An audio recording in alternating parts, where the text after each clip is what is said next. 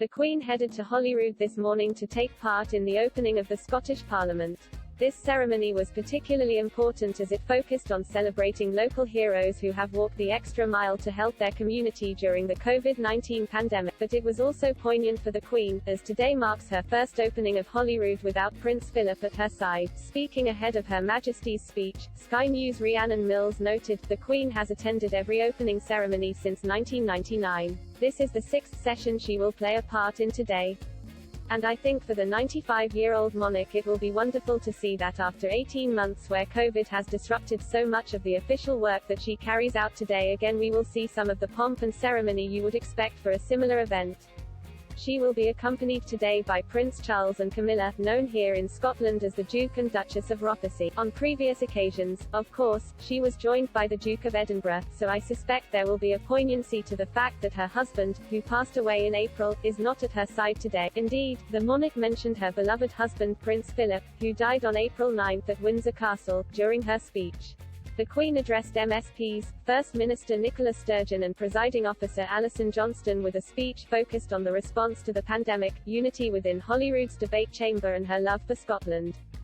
While speaking about her affection for the nation, she briefly recalled spending her summers at Balmoral with the late Duke. She said, "I have spoken before of my deep and abiding affection for this wonderful country and of the many happy memories Prince Philip and I always had of our time here." For more than 70 years, the Queen and Prince Philip have spent several months during their summers together at Balmoral Castle.